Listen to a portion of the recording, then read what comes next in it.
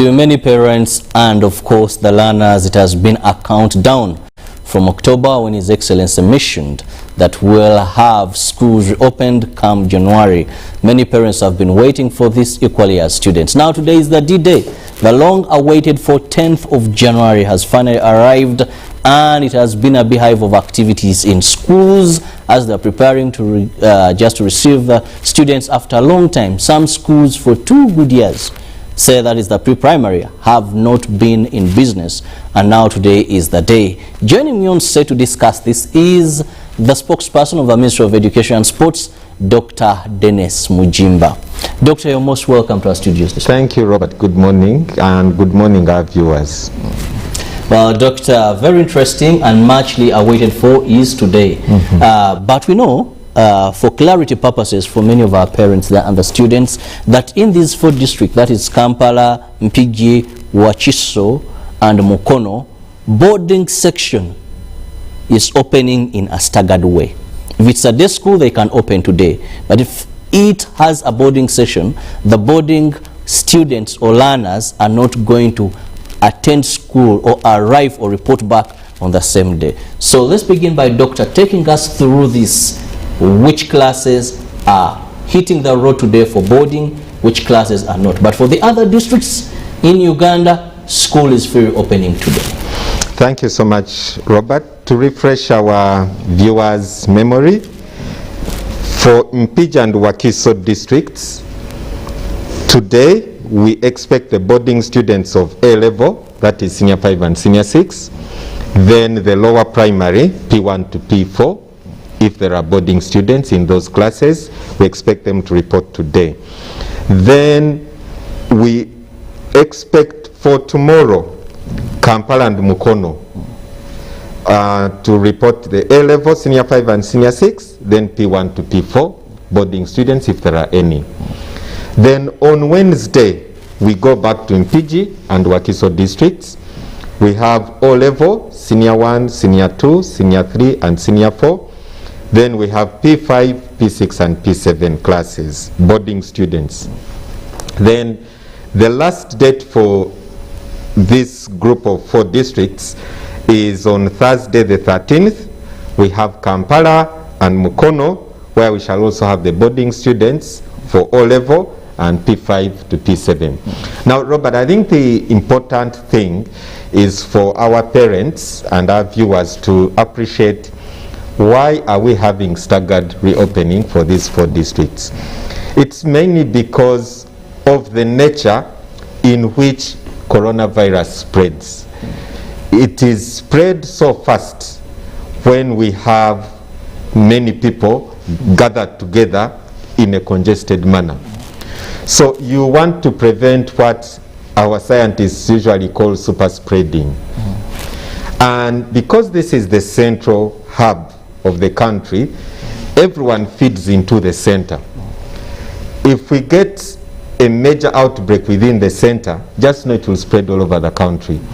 So we are settled on the option of staggered reopening so that we reduce on the congestion in the traffic system, because you'll have so many learners and passengers in the buses, taxis, etc. And they'll be there together for a longer time. So when you stagger them, most now that those are already at full capacity. Exactly. So when you stagger them, you are reducing on the congestion, but also on the duration of which those many people that are coming, because they are passengers going to all these places, the duration within which they are in close contact together.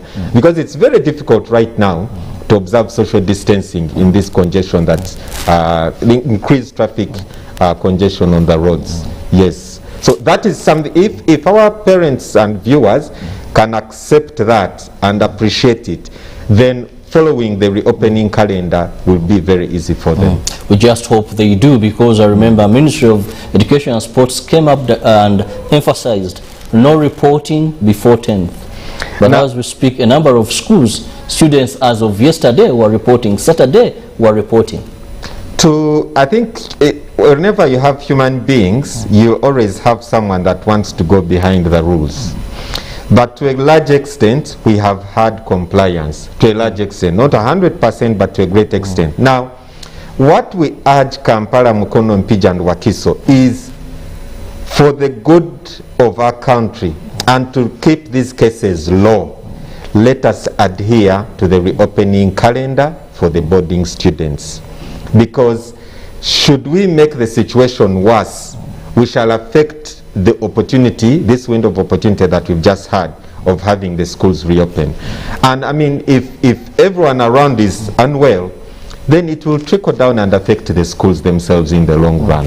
Maybe, Doctor, before we even go any further, I want to understand where does the mandate of the ministry go as far as apprehending, punishing, or anything? Because around 5 years back, Ministry of Education and Sports issued a circular that were directing schools, if they are to increase tuition, on the right procedure to follow. Recently, the First Lady and Minister for Education and Sports came out very clearly, even in a circular, and told schools, please have the same charges you had before COVID-19. As we speak today, I know government-aided, government-funded, sponsored schools that even have had increment as far as 800,000 in the school fees. There's this new issue of development fee. You know, now others have resorted to uniforms. Where, how would you tell a person, a child of nursery school, for example, just a short, a shirt, sportswear, a short, a shirt, a sweater and stockings, go for 380,000. So, to what extent are you a biting dog? Thank you for that question. I think what we are seeing now is a manifestation of sometimes putting economic interests ahead of the common good, which is education service. And the First Lady has always, who is our minister, has always said right from the start that let us not simply treat education service delivery as just another economic good. Let us also first look at it as a social service. Now, when you get into it, you have to bear in mind that as government, we are here also to protect the consumer. So we come in as a regulator, but also a provider, because we cannot leave education service provision to the private sector alone. Now, as a regulator, you have tools at your disposal to enforce the regulations you have or the guidelines you come up with. So from the professional standpoint or from the administrative standpoint, we have what is called the Reward and Sanctions Committee in the Ministry of Education and Sports, where we can call to order the head of the institution, who is the head teacher. The head teacher is an accounting officer. You cannot run away from it. You cannot say that it is the board that forced me, because you're actually a chief technical advisor to the board. You're the secretary to the PTA, to the board of governors. So you have to show evidence that you gave advice and your advice was overridden. So that is very important. So head teachers should advise the boards on the guidelines and regulations that government has put in place regarding the school's fees structures. But as the president has always often said, that sometimes we have representation on these boards and PTAs that do not clearly reflect the best interests of the learners or the parents.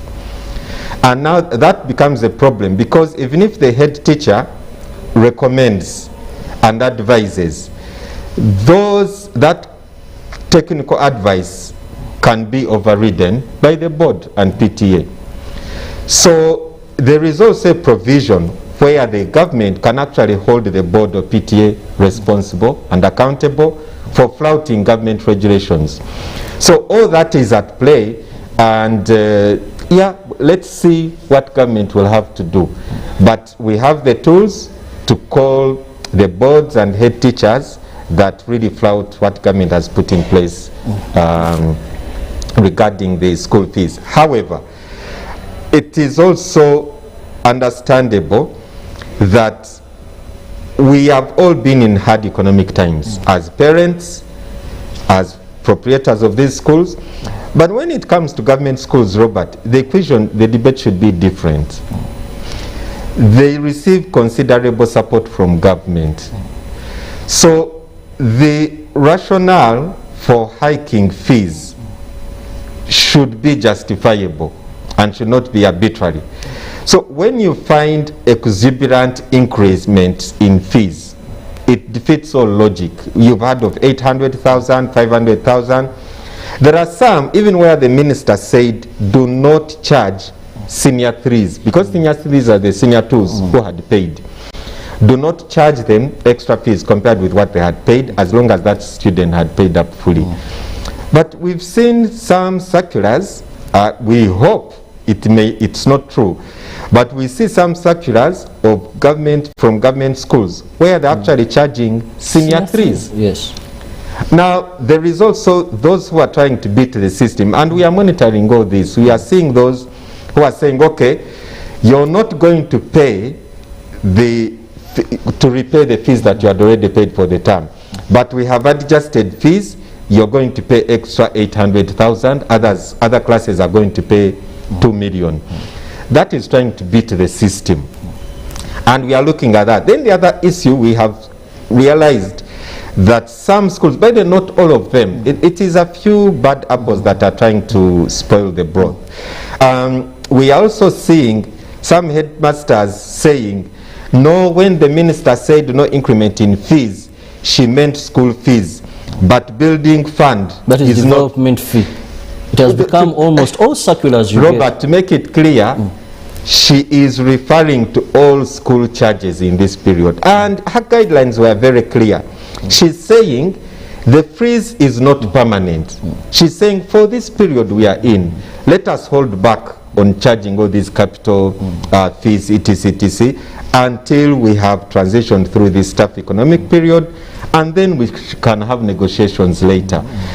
But it all needs us to empathize with the parents. At this point, it is the parent. As much as possible, we are also empathizing with private schools, Robert. We are aware that government is doing very well in funding its schools in this period. We have given them capitation grant. We have given them 1.5 million to help them with the implementation of SOPs, buy the guns, the temperature-taking guns, buying a few things, hand-washing facilities. We've given them that funding. But we know that private schools may not necessarily have that opportunity. We are aware that some banks have extended what we call a startup intervention fund for this period. I was told that Stanbic has offered them around 20 to 200 million, depending on your absorption capacity as a private school. So some private schools are using loans to start. But that notwithstanding, it is not an exemption from flouting the regulations. Doctor, you've just talked about government schools receiving capitation grant. That's about 1.5. I'm reliably informed that there are a number of schools, mostly in rural districts, that have not received this money. And schools are opening today. They have not. All I hear is the money was sent to the districts. There is something that's not matching very well. Yeah, it's good that you raised this. Now, Minister of Finance sends these capitation grants to the local governments, not to the Minister of Education. Now, what we also have noticed is that sometimes there is administrative delays within the local governments, and they are not orchestrated by the central government. It is purely a local government issue. Now, the majority of local governments have dispersed those funds to the schools. They've sent the 1.5 million for SOPs. They've also sent the capitation grants. Now, the way we guided them was that they should also use part of the money to do minor repairs in these schools. Now, this minor repair process was supposed to be led or spearheaded by the local governments, the CAWs. The PPDA gave them procurement guidelines. They relaxed the whole process to expedite the activities. Now, we are meant to understand that a couple of local governments are slow in executing that, because they are the ones who are supposed to get the suppliers of the paints, etc., and work with the school towards achieving what government has said. So yes, there are some delays, but those delays are in a few local governments. They are not the majority. But our desire is that all local governments timely disburse these funds to the schools. With the reopening of schools this time around, there is a rare occurrence. I think in the history of Uganda, yes, is going to be going to be the first time, as far as I'm concerned, having pregnant learners in school. One, we are battling with COVID-19. Yes. That requires extra effort to ensure that SOPs are implemented. Extra effort to ensure that those that test positive are catered for. Now here comes in an issue of pregnant mothers, and we've already seen some private schools saying, I will not accommodate them. We've even seen some section of faith saying, no, no, no, no. For us, this is setting a wrong precedence to other learners. Doctor, on this, was this a wise move? How realistic is it, given the nature of some of our schools? Thank you. Robert, what we are dealing with is, we are dealing with a cultural issue that is informed by beliefs that are religious, and there are some people who think that once a child or a girl has conceived out of wedlock, you have become an outcast. Now, in the old days, some communities used even to lynch such girls. Some places used to throw them off a cliff, as in really treating you like an outcast. But we would like to encourage our public not to see the present challenges with the lenses of the past.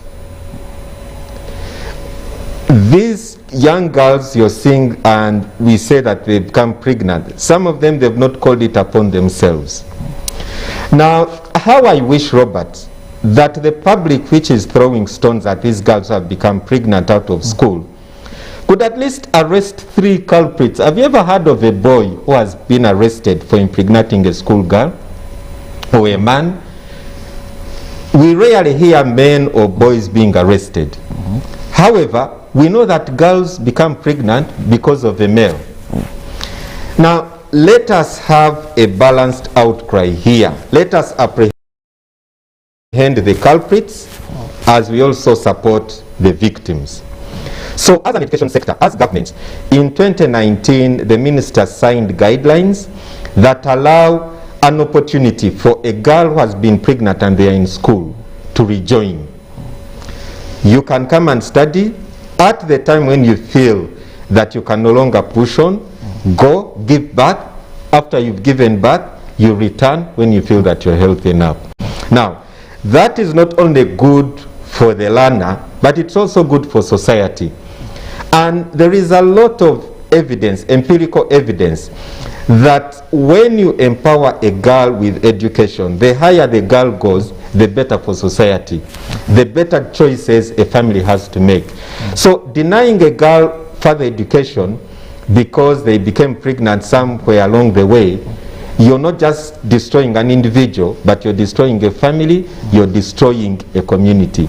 Let's look at the practicability of this, doctor. Previously, we didn't have the COVID. Yes. But now, we are looking at, first and foremost, many of our schools, and this is a fact, doctor, we don't have to hide. There's so much they lack, both government and private. There are many schools that even don't have a sick bay. They are renting a flat. We know sometimes if a mature lady, pregnancy can distort situations, moods, vomiting and all this. Now let's look at an average school in Uganda.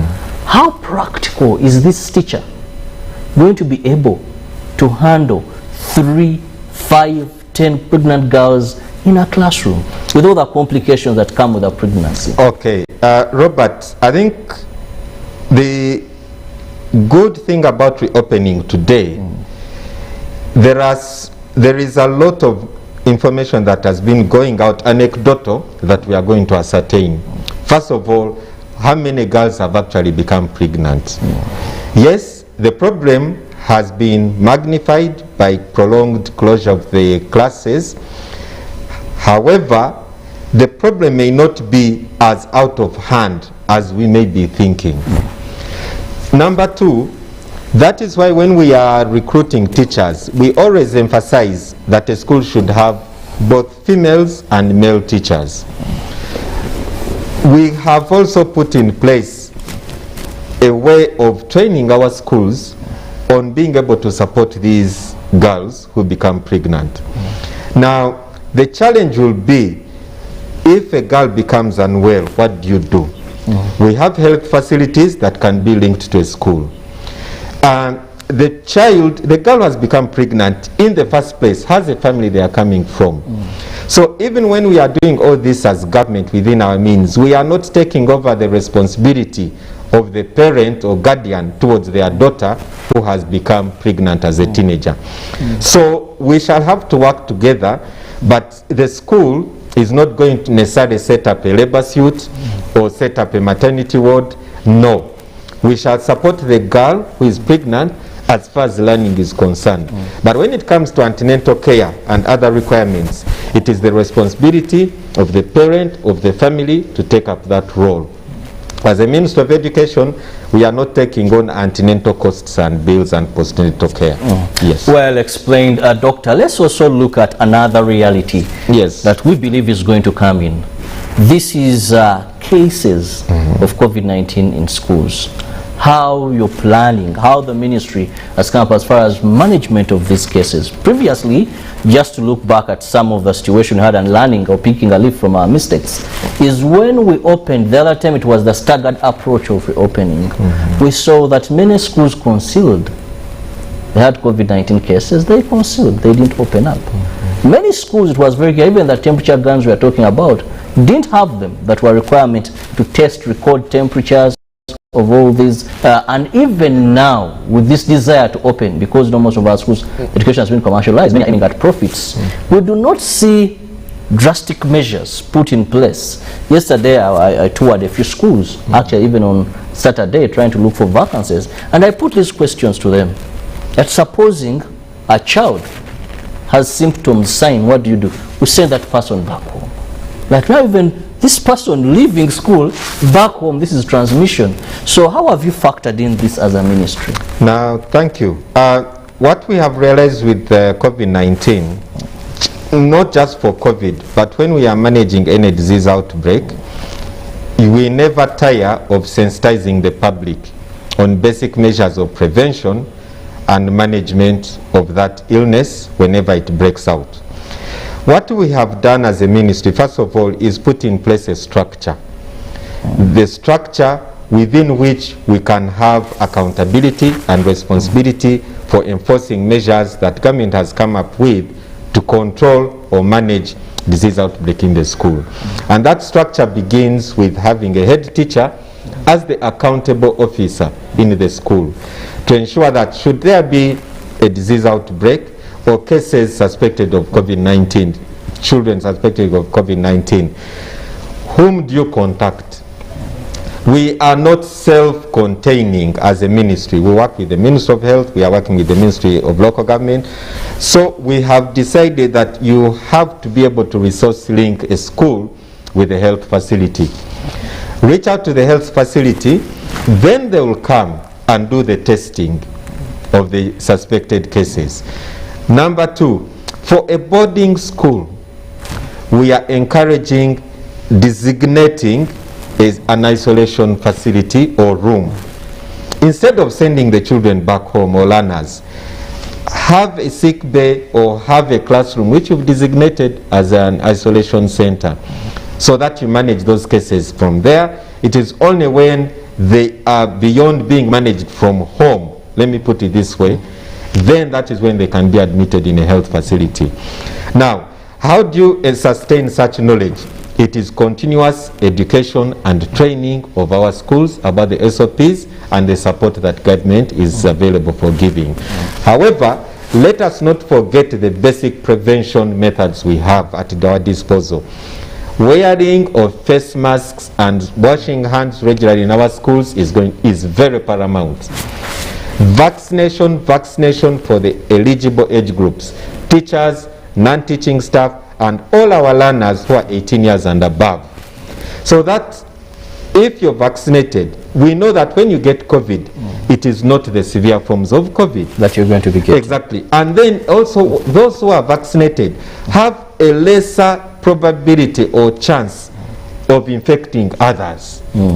So if we can have the parents vaccinated, if we can have the teachers vaccinated, and we have the learners who are eligible, 18 years and above, then we also reduce on the probability of having all these many cases breaking out in our schools. While it is upon us to ensure that we get vaccinated, as we speak, about 73% of the teachers, and I think this also includes non-teaching staff, have at least been, but teachers have been vaccinated. Only 32% have taken their second dose or jab. Doctor, is this safe enough? It is not safe enough, but it is a sign of progress given where we have come from. Remember, by August, we were doing so badly. We were below 20%. However, our people have spread the message, and really we want to appreciate the media because they've worked with us, not just as a ministry, but as government as a whole, in spreading the message of necessity of vaccination. Robert, we want the parents to also get on board and be vaccinated. The parents are in that age group which we call the elderly, the 50 years and above, but we also know that there are parents who are less than 50. We call upon our parents, we call upon the head teachers, mobilize your schools, liaise with the health facility that has vaccines closest to you, call upon the district health office, get parents of your children or your learners vaccinated. It is safe for the learners, it is safe for our country, it will sustain safe reopening of schools. Let us not lose the momentum to get the parents vaccinated and complete or mop up the teachers and learners who are 18 and above as well. As a country, we are targeting a number of 22 million people to get vaccinated. And we have a special category, that is the 3.3 million Ugandans. Those are the people above 50 that also now qualify for a booster dose in case you completed or you took your last jab, depending on the vaccine that you used and 6 months have expired. Go get that booster dose. We need to be vaccinated. We have a number of vaccines. The number, I don't think we have scarcity. Maybe it could be access to, but we have enough vaccines. It is also time now that we look at some of your questions that are coming in to my guest in studios, who happens to be Dr. Dennis Mujimba, the spokesperson of Ministry of Education and Sports. So that is the number on your screen, 0709 60 25 92, and I'll be reading them out. We have a number of them here. Very interesting. Let's begin with this one. Hi, morning dears. Like let pregnant kids do go to school also. Well, I didn't get your name. Then another one coming in. Obudi from Kisoro, Tororo. At least government would have planned for those pregnant girls separately than missing them, because they will find school abuse by teachers and fellow students. Then we have one. Hello, when is senior 4 reporting? Please tell me, please. By the way, you are smart. Thank you so much, but I didn't get your name. Still moving ahead, looking at some of them. This is George Kiwota from Pade. The government is fueling these exorbitant charges of schools and are asking from parents by imposing high unexplained taxes on everything, including school owners. The government officials who amend those funny taxes should have mercy on Ugandans.